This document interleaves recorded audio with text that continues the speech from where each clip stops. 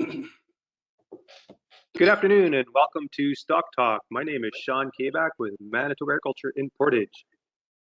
Manitoba Agriculture's livestock and forage webinars have run monthly since December. We're glad you can join us for today's presentations, which will be recorded so you can view them at a future date.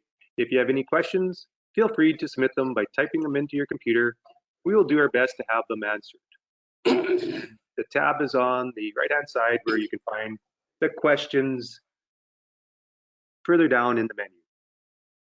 In our webinar last month, we talked about different methods of crop livestock integration and the use of forage cover crops, intercropping, and diverse mixtures with Dr. Gillian Baynard of Ag and Agri-Food Canada in Swift Current. And we reviewed the MASC forage insurance and livestock price insurance programs with Jeff Leegard and Jason Dobbin.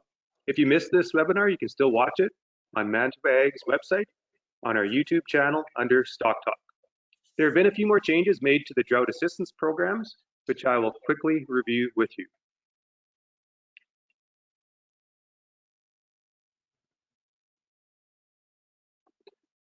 So some of the changes that were made is eliminating the producer share for applicants to increase payments to each applicant, reducing the compensation rate and the extraordinary expenses for feed receipts from 75% to 70%, and increasing the maximum payment to $270 per head for cattle, bison, elk, and horses, or $54 for sheep and goats. And any previous claims will be automatically adjusted, and any of the differences will be mailed out to the producers.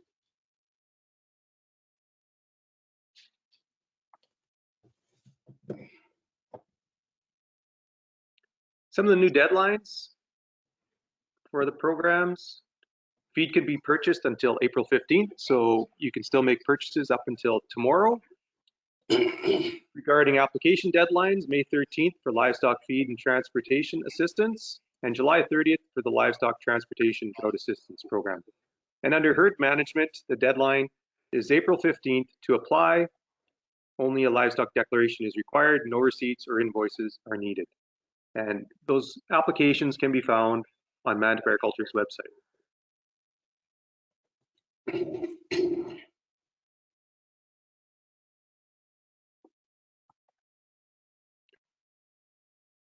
Couple grazing workshops that are coming up that were postponed from this week because of the storm. There will be 3 workshops held at 3 different locations. Workshop 1 is covering grazing basics.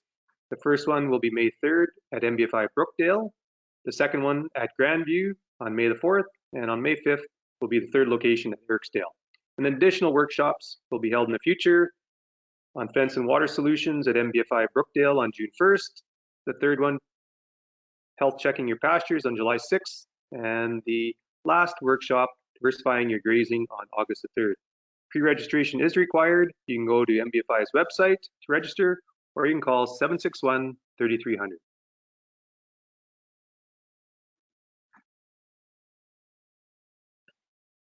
I hope everyone's managing the latest storm as best they can and keeping enough feed and bedding available for their livestock.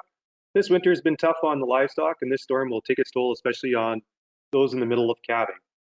The Beef Cattle Research Council has a very informative website for cattle producers, and one of their recent articles covered 7 calving tips.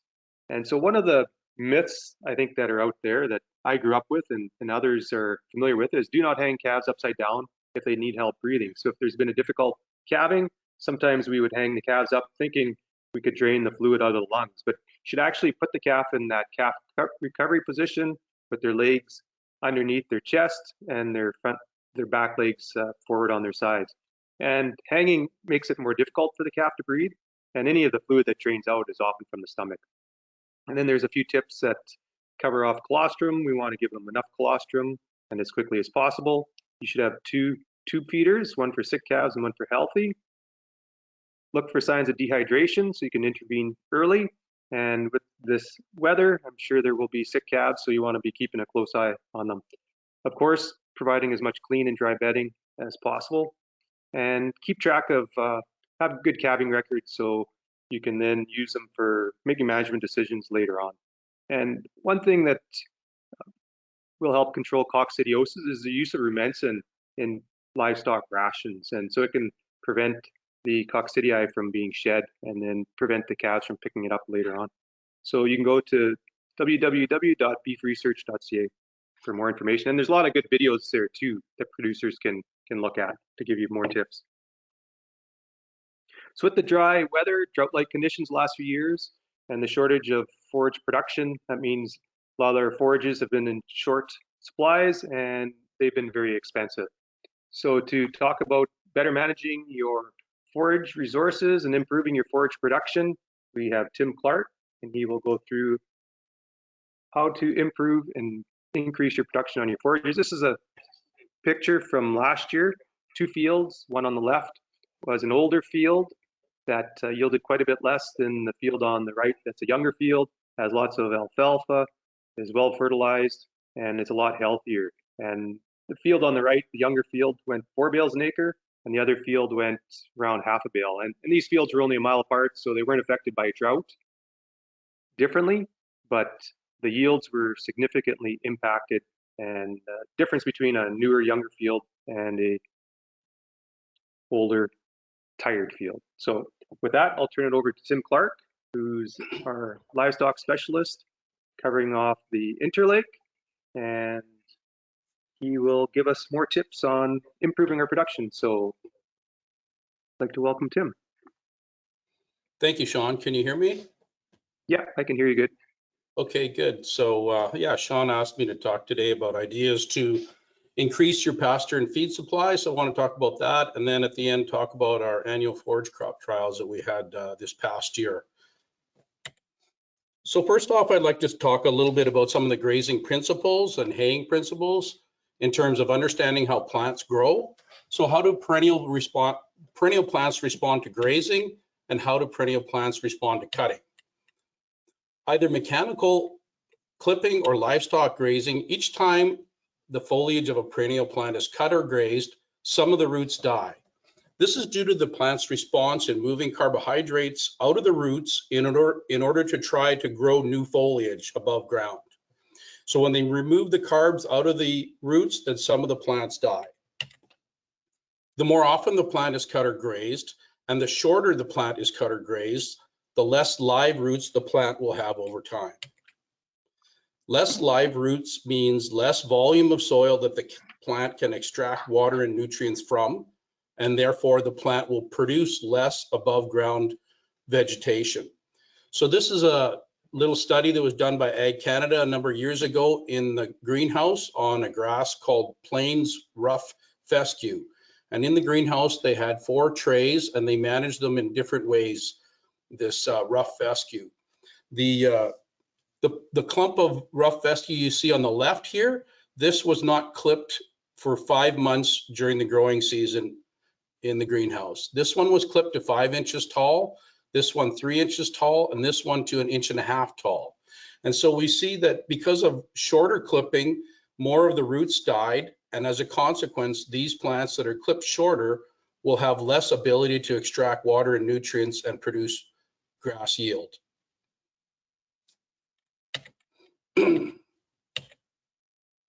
So that's one of the principles of grazing. We should leave some of the plant growth there at the end of the grazing season so that the plant matter will absorb moisture when it comes, either in the form of spring storms or when we get heavy rains during the growing season. If we have more plant matter left in the pasture, then we'll have more of an ability to absorb that and hold that water where we want it to grow grass in the subsequent months. So on the left, you see a pasture that is grazed right off. It has very little above ground or below ground plant matter. And so when we get a heavy rain, some of it will run off into the low areas, into the ditches, into areas like this slough, and not be retained where we can use it to grow more grass. Whereas where we have more of this litter or duff is what it's called, then you'll be able to retain more water in the parts of the field that you can use later to grow more grass. So what are some of the options to increase pasture or hay production? We can change the grazing system. We can renovate it by breaking up and reseeding. We can do fertility treatments like commercial fertilizer or manure. We can do frost or sod seeding of legumes and grasses. Brush control we can do, and also we can clear land by removing it physically with a bulldozer or with fire or with grazing. So I want to talk a little bit more about rotational grazing and the benefits of resting a portion of your pastures during the grazing season. This is another study that was done by Agriculture Canada in Southwest Manitoba, and they took 3 80-acre pastures and they managed them different ways. On the first 80-acre pasture, they continuously grazed 15 cow-calf pairs and 1 bull.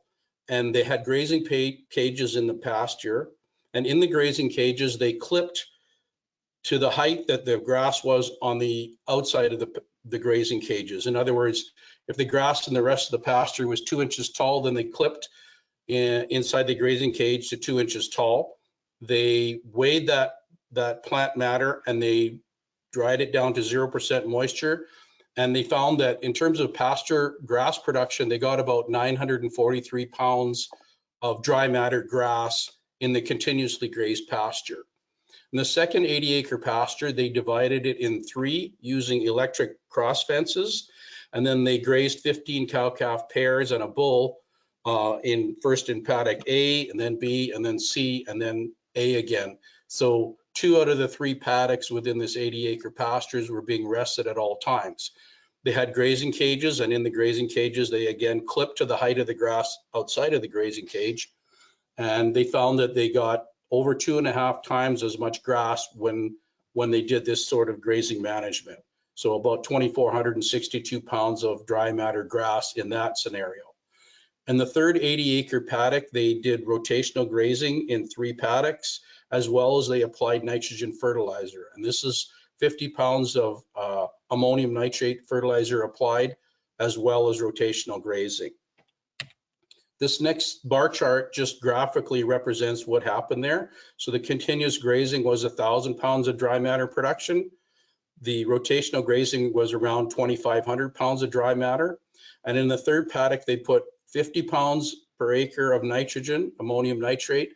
And in one of the paddocks, they put 100 pounds. Another one, they put 100 pounds with a split application, 50 pounds in the early spring and 50 pounds in July. So we see that we got good responses to rotational grazing and somewhat good response to adding the first 50 pounds of fertilizer. The second 50 pounds of fertilizer was not as great a response. So don't forget that legumes have the ability to take free nitrogen out of the air we breathe. The air we breathe is 76% nitrogen, and nitrogen is the second most important nutrient for plant growth. The first is water. More nitrogen available to plants increases both plant yield and protein level. Higher protein concentrations in plants fed to animals results in more production of muscle and bone and more production of more milk production on a lactating cow. So the nodules fix nitrogen on the roots of the legumes, and they provide the legume with all the nitrogen it needs because it has an unlimited supply from the air. But also when the legumes are cut off and some of the roots die, some of the nodules also die, and they slough off nitrogen into the soil that other plants other than the legumes can use. For example, for the grass to use. So this shows a picture of 6 alfalfa plants. 3 of them were grown with an inoculant on the seed, and 3 of them were grown without inoculant. These plants are all the same age, and we see that the inoculated plants have quite a bit better yield and faster growth. This is what the nodules look like on the roots of the legumes. This is a non-bloat legume called bird's foot trefoil. It's adapted to wetter areas in pastures, and the nodules are fairly small, and on red clover, they're even smaller. If we were to cut them open when they're actively growing, they would be an orangey pink color. And if they're dying, the nodules would be dark brown or black in color. Grain farmers have readily recognized the benefits of free nitrogen fixation by growing lots of soybeans in recent years in Manitoba. Soybeans is the 3rd or 4th largest annual crop grown in Manitoba now. And 20 years ago, it was virtually non-existent. This is a soybean plant that I picked out of a field near Eriksdale, and these little lighter brown colored things are the nitrogen fixation nodules. So each time you seed a legume, you should be inoculating with the correct nitrogen fixing rhizobia. For soybeans, that rhizobia costs between $20 and $25 an acre. With alfalfa and clovers and trefoil and vetches, normally when you buy them, they're pre-inoculated, and that inoculant will last on the plant for as long as that plant lives. So it could last for 10 or 15 years. So how much free nitrogen do these legumes fix? The first 4 we see on the list here are perennial legumes, and the next 3 are annual legumes. Alfalfa, a large crop of alfalfa could fix upwards of 200 pounds per acre of nitrogen.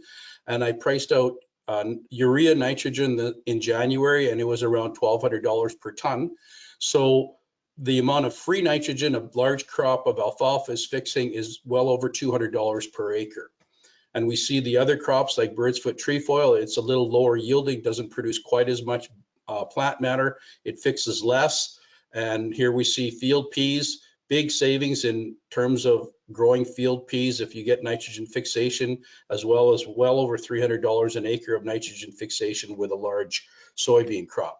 So it's definitely something to think about, particularly in times like now when fertilizer prices are high. So this is another non-bloat legume in a pasture near Brookdale.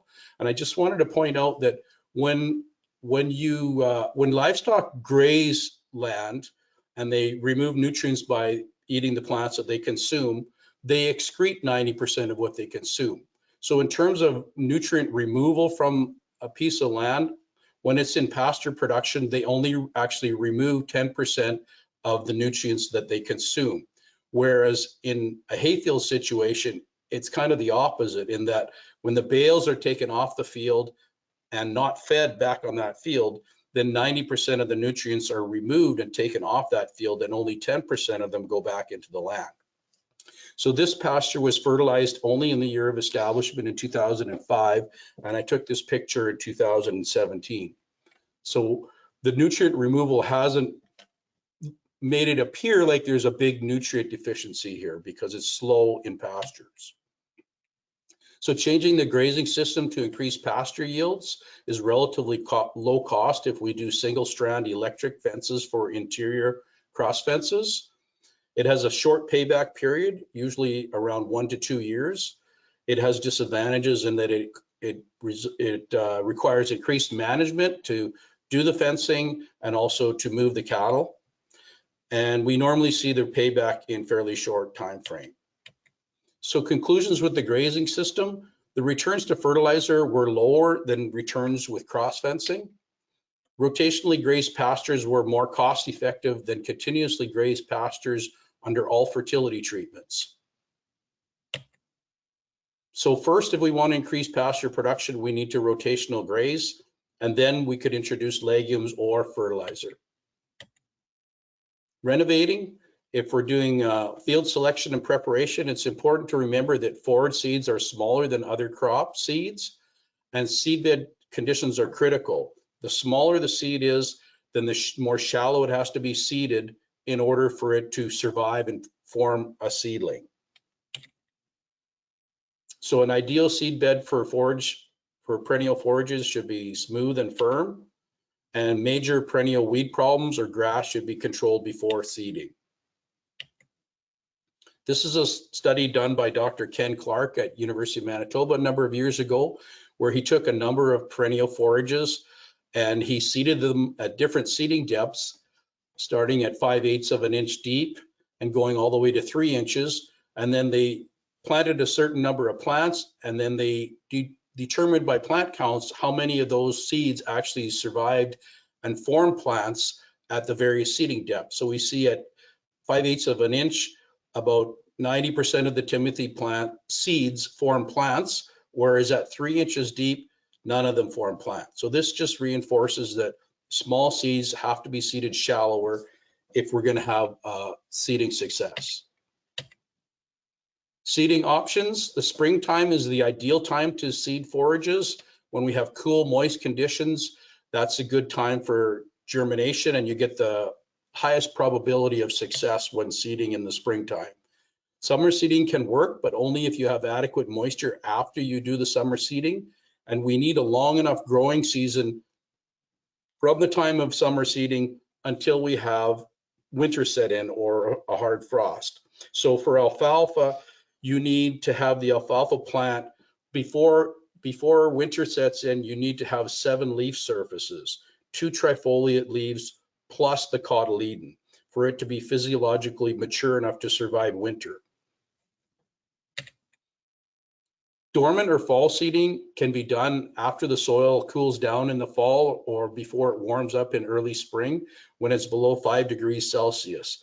The idea is that you seed and the germination doesn't occur until springtime and the soils warm up above 5 degrees and stay up above that, and you don't have any hard frosts. So it is a little bit hit and miss. It is the least consistent way of seeding. Springtime and summer seeding are more consistent. An effective forage program first begins with a soil test and then fertilizing according to the soil test results and what your goals are. I don't normally recommend seeding a nurse crop when seeding down perennial forages, especially if you put down a lot of nitrogen. The nurse crop of oats or barley could be very competitive and would have a significant detrimental effect on the likelihood of getting a catch with the perennial forages. I would sooner see people spend their money on phosphorus because phosphorus is very important for establishment of perennial legumes. Potassium varies according to soil tests. Gravelly or coarse texture soils tend to be low in potassium, or if the land has been cropped for many, many years, it could be low in potassium. Sulfur is only required in small amounts, but legumes do require some sulfur, 10 to 20 pounds per acre per year. So you can apply according to the soil test. We've used a lot of elemental sulfur over the years. It takes about 3 years for it to become available to the plant because it's slow release, but it's a very inexpensive form of sulfur, and it is just pure sulfur. There is no nitrogen in it, so you're not buying any other fertilizer forms that you may not need for your forage grass stand. This just drives home the effect of or the importance of phosphorus at establishment. So this was a study done by Ontario Ministry of Agriculture, Food and Rural Affairs back in '73. They took 2 different types of soils, one that was really low in soil phosphorus at 7 parts per million, and one that was medium soil phosphorus. And then they established alfalfa plants in there without phosphorus with 30 pounds of actual and 60 pounds of actual. And what they found is 7 weeks after seeding, they found that they had better establishment and early season growth of the alfalfa plants when they added phosphorus, even when there was reasonably adequate soil phosphorus levels. They found a good response by adding some phosphorus, even when there was some in the soil. We often get times about whether it pays to fertilize your alfalfa stands. So we did some research there a few years back. This comes from a trial that we did in the Interlake near Arborg. We took a 3-year-old stand of alfalfa grass that tested low in phosphorus, 5 parts per million. It tested in the fall of 2008. And then we did small plot trials whereby we put on various rates of phosphorus. We had an untreated check and we went 20, 40, 60, all the way up to 200 pounds per acre of actual phosphorus. And then we cut the trial twice per year in 2009, 10, all the way up to 2013. So we only fertilized once in the fall of 2008, and then we took 10 cuts off of it over a 5-year period. And the blue bars represent the cost per acre of the phosphorus at the time, which was around $700 per ton. And the red bars represent the additional hay yield over and above the untreated area that had no fertilizer on it. So we valued the standing hay at $1.50 cents per pound, and the red bars represent the additional hay over the untreated area at $1.50 cents a pound. So the difference between the height of the blue bars and the red bars represents the return on investment we got per dollar of fertilizer. So we see it at 20 pounds per acre of phosphorus, it cost about $12 an acre, and we got an additional $32 per acre of hay from putting that fertilizer on. So we see we had good returns on investment up until about 120 and 140 pounds per acre. And then our return on investment to phosphorus declined as we went to higher rates than 140 pounds per acre. So this is a photograph I took in 2012. So it was the second last year that we took clippings. And this is the untreated check, which had no fertilizer. So this area in here had no fertilizer, and we see the alfalfa is not as aggressive, and we see some of the tall fescue, the shiny leaf tall fescue is more obvious because the alfalfa is shorter. Here, when we put on the 200 pounds per acre of phosphorus, 4 years later, we still have a good alfalfa plant stand. We've had minimal winter kill, and we're still having a productive stand. Now I realize that is at $700 an acre phosphorus, and now we're talking higher dollars for phosphorus, but it did pay very well back at those types of fertilizer costs. So sod seeding is low cost, requires long rest to ensure establishment of good seedlings. It can be done in areas where their rocks are a major limitation. Disadvantages, I feel that weed control should start the year before so that we have a good 6 months of the sods rotting down, and then you'll have it easier to penetrate the sod with your disc opener. And also, when you have well-rotted sod, it's easier to cut the sod and not cut a furrow that's so deep that the seed gets planted too deep. This is a big issue with sod seeding.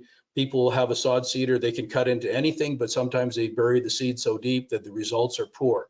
So I really strongly recommend spraying out the sod the year before and then fertilizing prior to when you put your forage seed in the ground. This is just a field at St. Laurent that was sod seeded. This was flooded in the 2011 flood, and then in 2013 he sprayed out what was left of the grasses there and fertilized and seeded with a John Deere no-till drill and had really good success. Broadcast seeding can work, but is a little less consistent, and drilled seeding is generally speaking better value, but broadcast can work to some extent. So seeding into sod, take-home messages, it can be a little higher risk than with cultivation, but we can mitigate that risk by spraying well ahead of time and fertilizing. Competition for mold plants and weeds need to be weakened by grazing or the use of herbicides. And when that organic thatch or that grass is first sprayed out or killed, it tends to be acidic, and legumes don't like to grow in acidic situations. But fortunately, we have very calcareous soils in Manitoba. So after the thatch is rotted down a little more, the high pH nature of our soils will tend to neutralize that acidity, and you get better seedling survival. And as I mentioned, you need to have good seed to soil contact, and that's easier with well-rotted soils and packing after you seed. So perennial species selection, choosing a mixture of species has several advantages. Certain species are well adapted to the higher ground in your fields.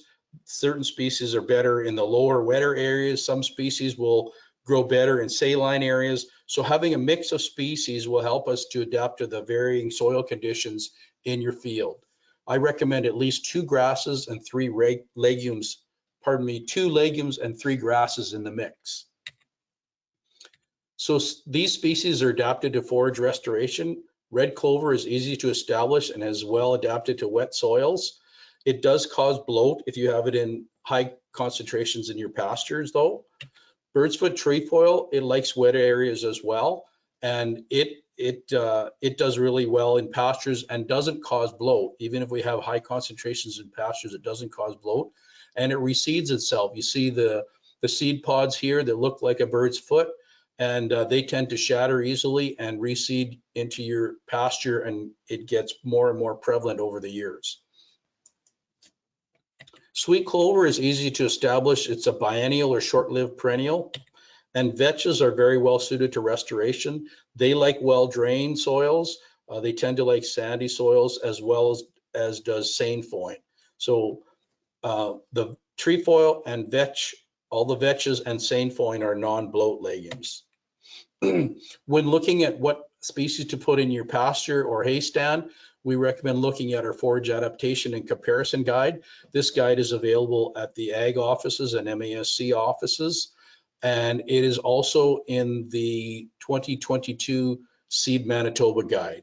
And so in it, it talks about the various species of legumes and grasses and where they are adapted in terms of longevity, winter hardiness, drought, flooding tolerance. So you can choose the correct species that are adapted to the various areas in your pasture or hay fields. Aerial spraying of woody species is another option to increase your pasture production. It's fast and it'll allow the palatable species, the non-woody species, to get more of the water and nutrients in your pastures. It's less expensive than bulldozing. However, the effect only lasts for about 4 to 8 years, so it's generally not permanent. And dead trees can fall on your fences. Certain herbicide products can kill legumes such as grazon, and they can have soil residual. So the soil residual can kill legumes in your pasture. So you need to think about that. And you do have potential for non-target drift when spraying aerially. So we want to be careful of the neighbors' crops as well. This was a pasture that on our own farm that we sprayed out in 2006 with a helicopter. This had originally been a dense stand of spruce, and there is still the odd spruce tree still standing, or trunk of a spruce is still standing. It burnt in 1989, the spruce, and then in 2006, the poplars were grown up and they were very thick in areas.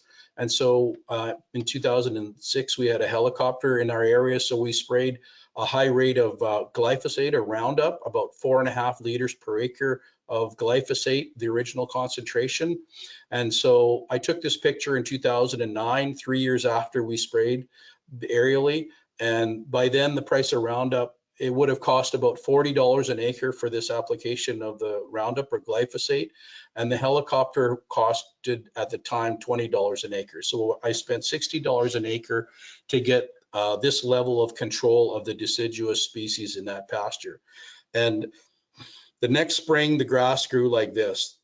It did kill some of the grass that was there. It would have been a good opportunity to broadcast legumes in the pasture, but I didn't get around to it.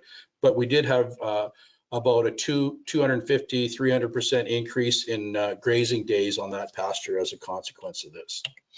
Bulldozing to clear land has its advantages. Semi-permanent to permanent.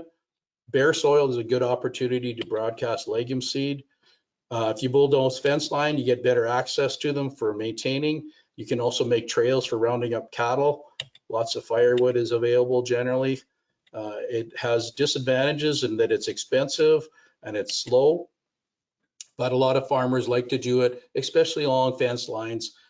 This is a fence line in the West Lake, just west of Lake Manitoba Narrows, where the producer bulldozed this area along the fence line, pushed the material all over here, built a new fence, and when he had a bare ground in April, he broadcasted birdfoot trefoil, and you can see the yellow flowers from the birdfoot trefoil, and it's producing very well. This is a grazed area, and you can see the livestock have been grazing the trefoil and the grass is off there. And so the trefoil would be fixing nitrogen for itself and also the grasses. Water use efficiency, annuals versus perennials. Annuals are more water use efficient than perennials, and annuals are a good option to secure some of your stored feed supply. Warm season annuals such as corn, millets, and sorghum Sudan grass hybrids are very water use efficient, and they're also very heat tolerant. So this is estimated water use efficiency of various crops. Alfalfa, a large crop, would yield about 4 tons per acre of dry matter, and that would require about 27 inches of rain or soil moisture. So in terms of how much water it took to grow per ton, it took about 170 millimeters, which would be about 3.5 inches of water per ton of alfalfa. So in this column, the lower the number is, then the less water is required to grow 1 ton of that crop. So we see corn silage is amongst the most water use efficient, and it's also amongst the highest yielding. This dry matter yield would be roughly equivalent to about 12 tons per acre of wet silage. We also see that the cereal silage are fairly water use efficient, and certain annual crops such as faba beans and annual ryegrass are really water use inefficient, so they can be used if we have excess water to try and dry out our soils. This is a summary of Saskatchewan Forage Council's fall survey. This is a summary from 10 years of fall surveys where farmers in Saskatchewan report their hay yields. The first bar here in blue is the alfalfa hay yields that they reported, alfalfa brome, other tame hay, which could include alfalfa timothy, alfalfa tall fescue, versus what their yields were for annuals grown for green feed.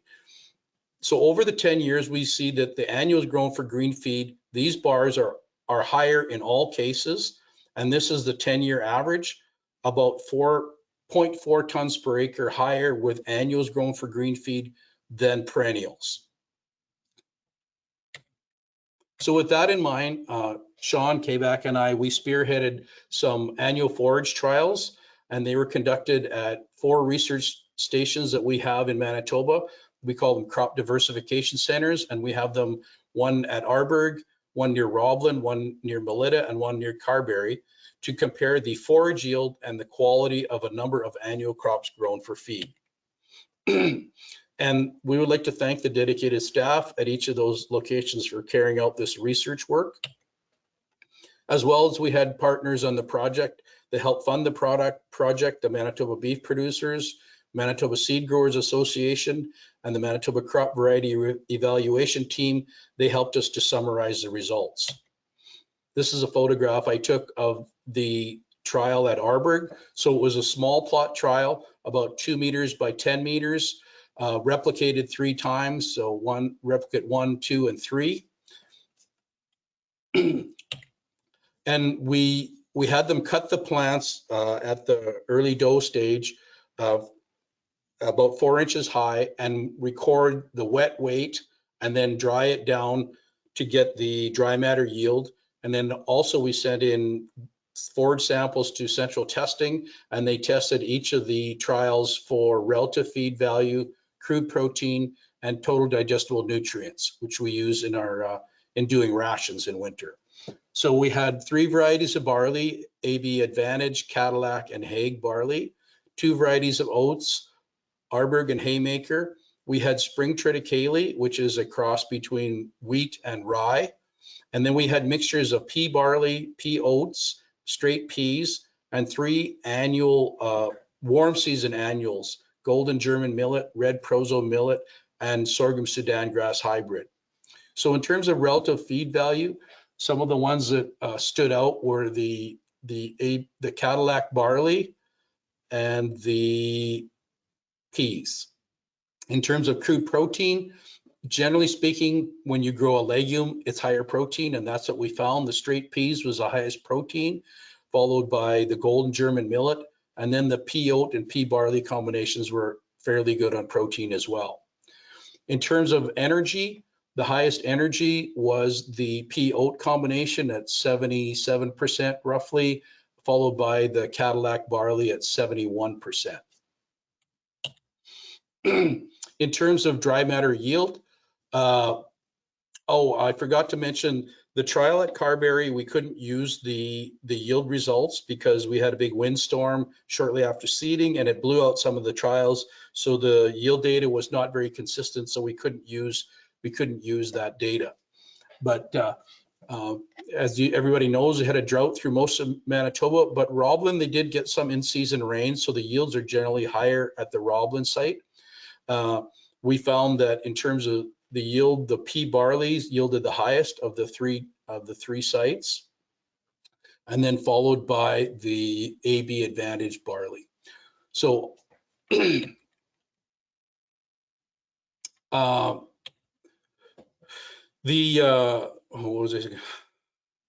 The results are summarized in the Seed Manitoba Guide, and that's a supplement to Manitoba Cooperator.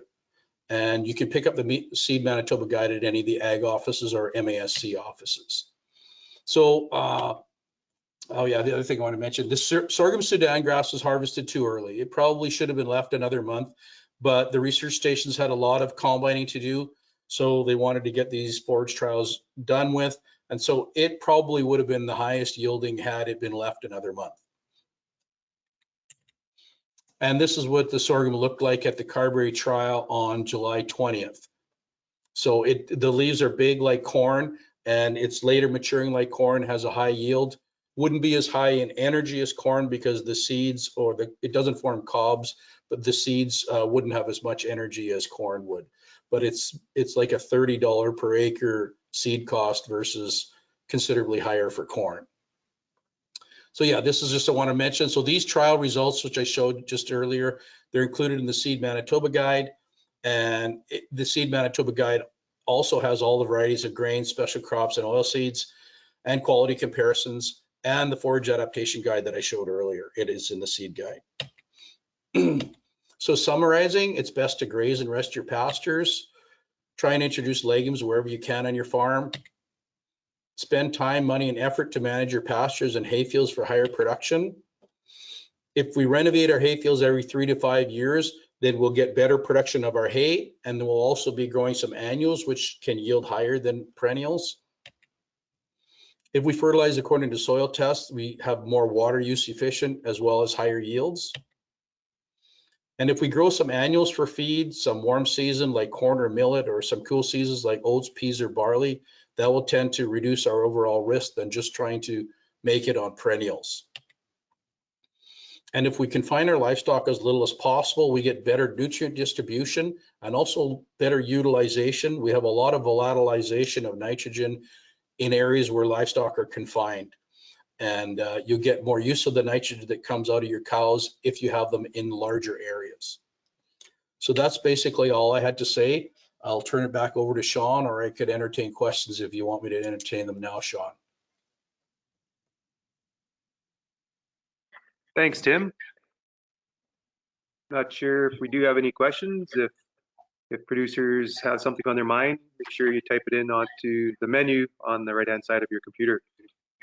So including annual crops and renovating your perennial forages are two strategies that can help drought-proof your farm and improve your forage supplies to meet your livestock requirements.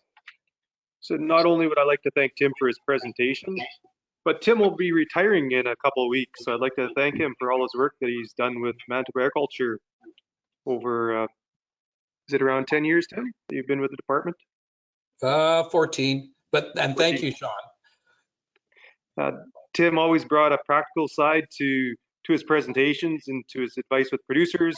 He had the farm experience and industry experience, so I know I always appreciated that, and I'm sure the farming community and producers did too. And I also appreciated Tim's company when we went on some road trips, whether it was the annual forage trials over to Melita and Roblin, or the ammoniation workshop where we had to get up at sunup to get to sundown in time for the ammoniation workshop. So thank you, Tim. You're welcome.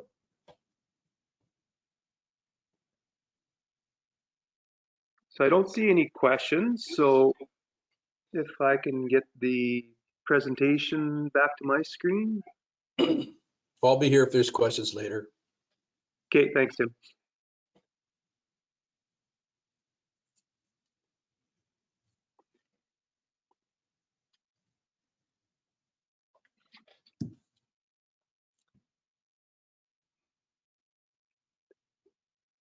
So this is a couple pictures from a MBFI sod mob seeding project that was carried out at the Brandon site, just on the east side of Brandon at the Johnson farm. And so May Elsinger is a rangeland biologist with Agriculture and Agri-Food Canada. She's going to talk about sod and mob and passive forage seeding and using sod seeding and livestock for forage establishment. So in this picture on the left-hand side, that's the control. So it's a very gravelly, sandy type soil. It's very drought prone and it's low fertile. And then the picture on the right was some sod seeding that was carried out by Jane Thornton, and that was just using a press drill, a 620 International and with some fertilizer. So you can see how it was a really good catch. There was 3 years of the project, which May will go through, but you can have some really good success with sod seeding, and she'll also go through the broadcast seeding. So I'd like to welcome May, and we'll turn it over to her.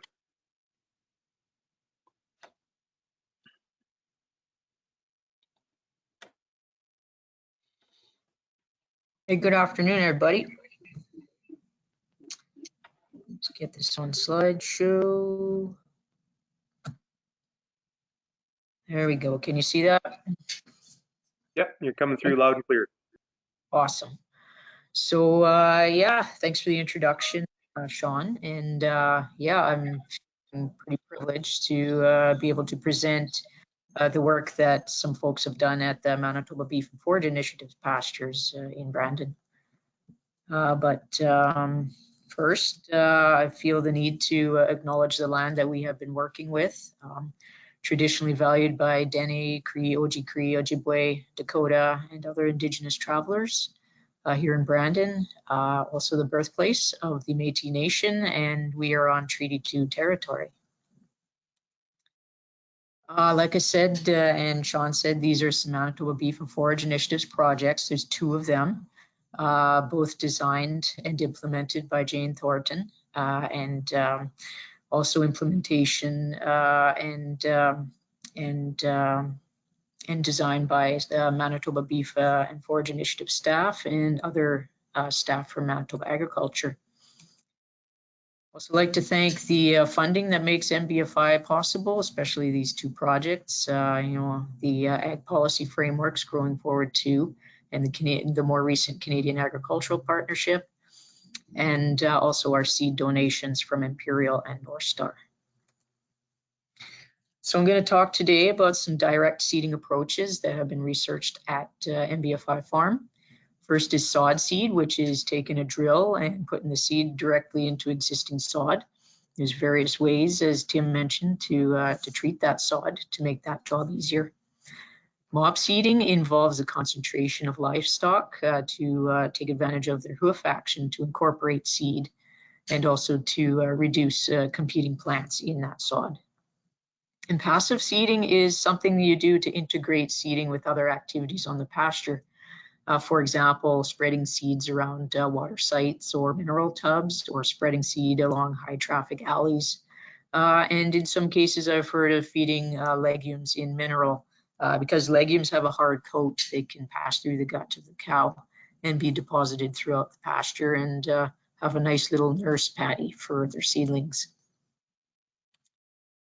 We all know why we want to add legumes: to improve forage, but also to improve soil.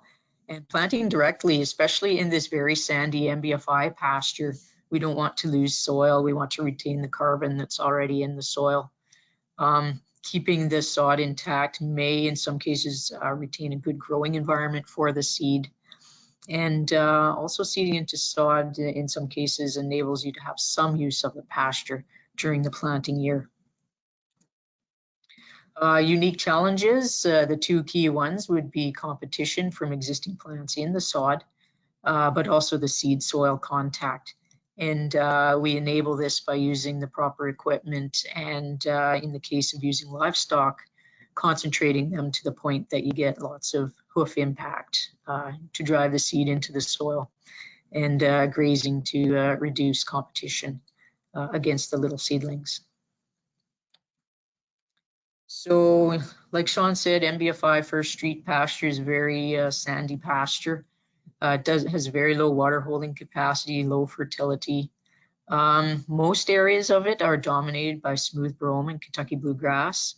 Legumes are very occasional. Now, this pasture used to be like a 1-piece and grazed kind of irregularly, not really in a rotational system.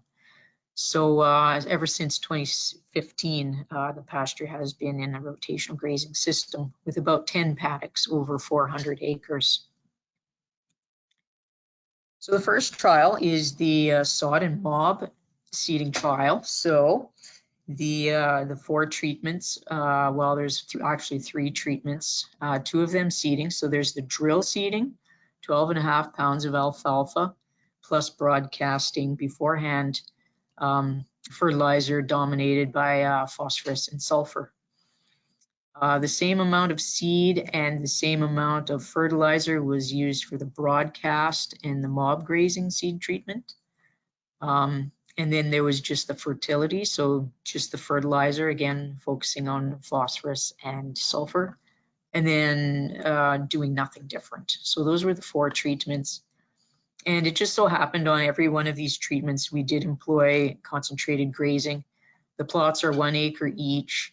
In the first 2 years, they had about 55 head of cattle, adults. And in the final year, they were able to get up to 96 head per acre on these plots. Getting back to fertility, I believe we fertilized according to the soil test. We were very low in phosphate, low in very low in phosphorus, very low again in sulfur, very low in nitrogen. So they broadcasted monoammonium phosphate to take care of the phosphate, ammonium sulfate to take care of the sulfur. And incidentally, with these 2, they would have got a small amount of nitrogen fertilizer as well. Where it was seeded, they also had the elemental sulfur, and like Tim said, that's a very slow release. It's considered inert, as a good carrier for seeding with alfalfa.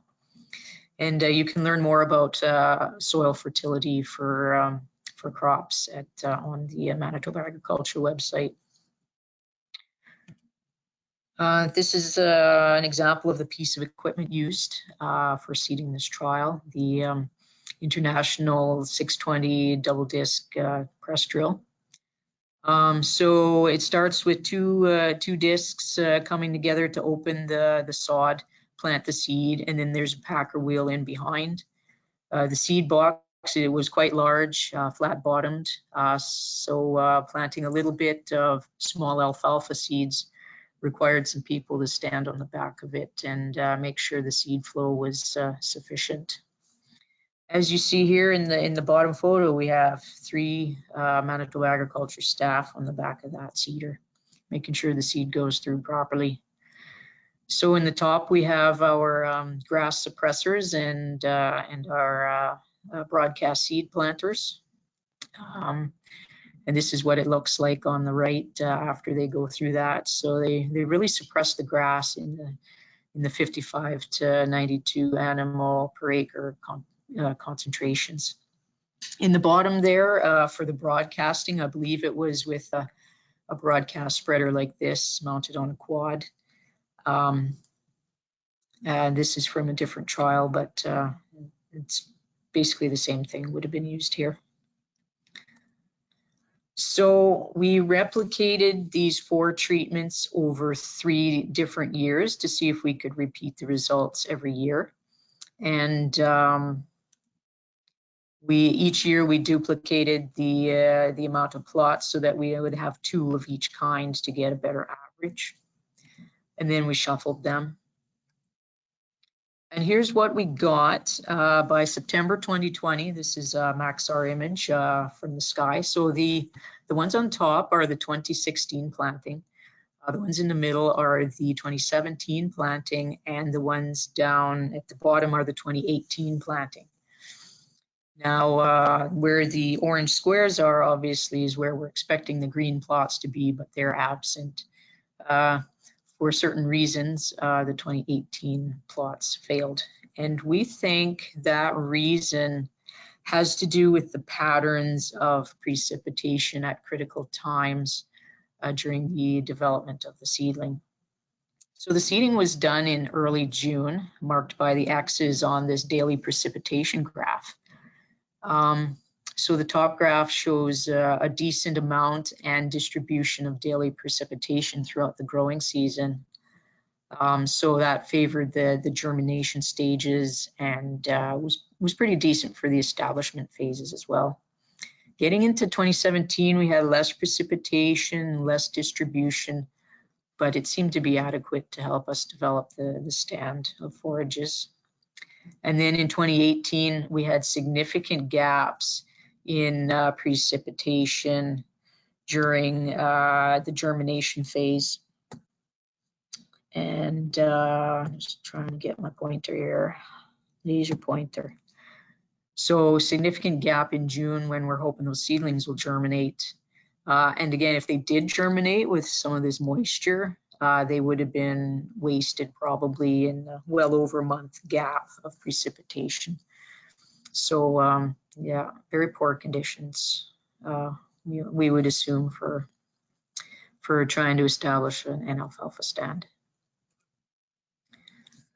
So looking at some numbers, we did stem density counts of alfalfa seedlings about a month after they were planted in each year, and then during that same fall. We also went back the following summer to count how many seedlings there were. And then last year, which is about 4 to 6 years later, came back again and did some stem counts. And basically what we see in the picture is that there was good establishment for 2016, 2017, and it was very poor in 2018, and that result carries through. So it seems like we've stabilized at about 16 to 18 stems per square foot. And if we think about stand establishment standards, we might often read that 40 stems per square foot is very weak and should be redone.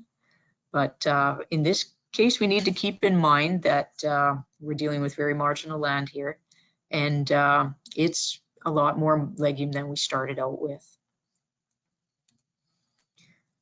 Productivity-wise, as you could see in the photos that Sean showed, you know, the alfalfa is taller than the grass plots, and it would seem that we have greater productivity. So we took early July clippings, and we also took September, October clippings. So by the end of the season, the regrowth added that together, and this is what we got for productivity. So the 2016 trial, obviously the two seeding treatments created more than double the amount of overall forage production. And it's fairly similar with the 2017 trial. We didn't even bother measuring the 2018 trial because the alfalfa was pretty darn close to absent. So we didn't waste our effort on that. Our point was to compare the productivity of the grassy areas to the alfalfa areas. In terms of feed quality, I'm going to use the 2020 numbers for protein digestibility and fiber. It seemed there was something wonky with the fiber results from the lab in 2021. But what seems obvious is that, okay, the green bars are the alfalfa plots, and the yellow and orange bars are the grassy plots. And so we see an uptick in crude protein. We also see an uptick in or downgrade in the fiber content of alfalfa versus grass. We don't see too much exciting with the acid detergent fiber, so the digestibility. But for spring anyways, the total digestible nutrients were better in the alfalfa than in the grassy pastures. And with the macronutrients, you know, the calcium, phosphorus, magnesium, the major nutrients, the alfalfa provided us with some improvements in calcium, magnesium, potassium, even sodium, and it didn't do too much for phosphorus at all. So, and also looking at the micronutrient side that I didn't show here, we did see some increases also in the alfalfa for things like copper especially, and I can't remember the other micros. So yes, the alfalfa did add quality to the forages at MBFI Pasture. So learning that the broadcast and mob grazing seeding method did quite well, we thought about doing passive seeding, which is planting seed around mineral tubs and seeing how well that goes. Looking at this middle photograph, it looks like a very inviting seed bed for some legumes. So what we did in this trial was over 3 years, we did 36 of these plantings beside mineral tubs. We did it from late May into early July. After that, it gets pretty hot and dry, so it's kind of not the best time for seeding. We broadcast seed for about 1/4 acres around the salt and mineral tubs. It was 2 pounds of seed over that 1/4 acre, so a rate of 8 pounds per acre. And in the first year, it was a mix of alfalfa, sainfoin, and Sicer milkvetch. But in the last 2 years, it was just alfalfa and sainfoin. And I think there's more alfalfa than sainfoin in the mix. For the first 2 years, it was 2 to 3 days between moving the tubs and seeding over again. But in 2021, because the sod was so dry, we felt like leaving the tubs on the same site for a little bit longer to hopefully get some more hoof action to pound the seed into the ground. And here's what we got for 2019 on some sites. It kind of makes an irregular pattern of seeding, so it's not a perfect square of alfalfa planting. Yeah, not all sites look like this. In fact, there were some sites that were very hard to find. We did use GPS to help us find the sites, but in some cases we got very poor stem counts overall. So, but the downside is we did this project through 3 very dry years, last year being the driest, last year having the poorest results also. So I think this needs a little bit more investigation. So net cost to practice, I looked at a bunch of factors that went into the seeding and made a few modifications from what was actually done. For example, I put in less labor. I also took the grazing out of the fertilizer treatments, and I even added fertilizer to the passive seed. So with the passive seeding that I just talked about, they didn't add fertilizer to go with it. But we always say, you know, if you're trying to plant legumes, you really should fertilize them. Mob grazing and passive seeding was very labor intensive, even though I made those reductions. Especially because it was sort of a new thing for MBFI to do that. So they had to get a bunch of equipment together. They had to pound in posts. They had to figure out what to do, get all the materials together. And then the planting was also very labor intensive. I used the provincial cost of production for hay for some of the materials and equipment, and also labor. And I use the MBFI fee schedule, their custom rates for planting and fertilizing and use of ATV. And then I use some actual purchase costs, for example, for some of the fencing equipment and the water equipment. There was some grazing loss during the first summer because you may graze in fall if the alfalfa is heavy, but sometimes you might not be able to graze. So I put in some grazing loss, you know, just in case there was a loss. And then I took all that for I made it over 8 acres, and then I put it per acre, and then I assumed about a 10-year lifetime for the lifetime of the alfalfa. And then for the benefit, it's just the increase in grazing based on last year's productivity numbers. And then came up with the net. And all of the treatments came out positive net-wise. Fertilize only, in this case, didn't add a whole lot compared with the do nothing. The passive seeding, I was surprised how well it did, because it's very, very labor intensive to move those tubs around and then get the seeding done with the broadcaster. But what you should keep in mind is these values are for MBFI land only. It's a very marginal soil. Your grazing losses and increases will be affected by the quality of that soil. And also, we know that input costs are going up for fuel, fertilizer, and seed. So this is just a snapshot in time. There's a lot of assumptions and very site specific. So to summarize, our sod and mob trial succeeded in 2 out of 3 years, with only one of those being an average precipitation year and 2 being under. Passive seeding, I believe, needs more research. I would like to be able to work with some softer ground, some more precipitation in wetter years to get more hoof impact. It has a lot of potential, especially with the positive net outcomes that we could have seen. Just fertilizing was not consistently better than doing nothing, especially over the long term.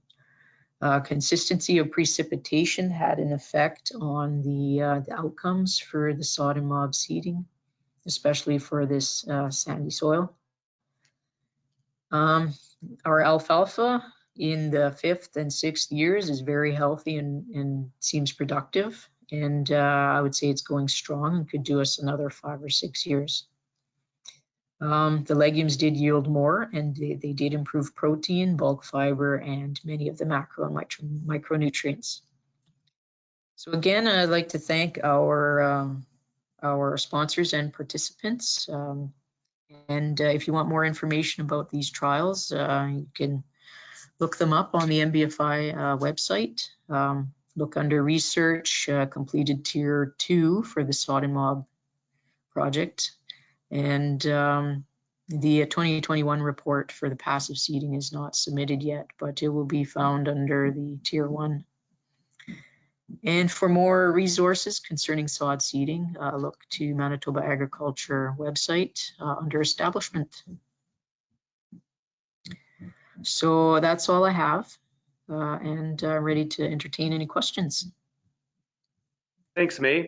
Yeah, I was quite impressed when I saw the sod and mob sites in the spring and summer this past year of how well the alfalfa still was not only producing, but how well it's established back in 16 and 17. And even though maybe the stems aren't the ideal count, I think it was still quite a healthy stand, and seeing it hasn't been fertilized since 16 and 17 shot of fertilizer now would make it that much more productive. So we do have a question that came in. So Pam, are you on, or did you want me to cover it? Okay, Yeah, go ahead. no, I'm on. Can you hear me? So the question is, if you seed right into the pastures, don't the cows pull up the young seedlings when grazing if the seedlings don't have good roots? Yes, for certain, there's quite a balance you have to find between reducing the competition of the existing forages and not damaging the newer seedlings. The grazing that happened here was like for the drill seeding, they grazed it before the seed was drilled in to reduce the competition.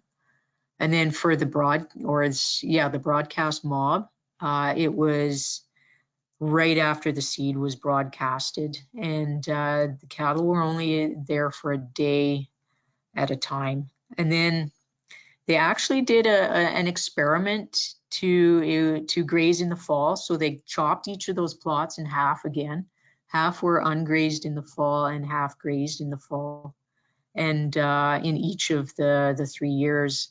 And there was no apparent difference in the 2016 and 2017 plots with the fall grazing. So by fall, the seedlings appeared to be healthy enough that they could have been grazed.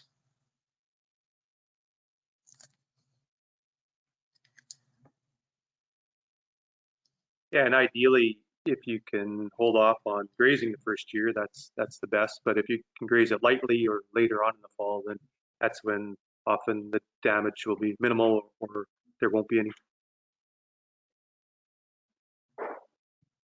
I don't have any other questions, Sean. Okay, thanks, Pam.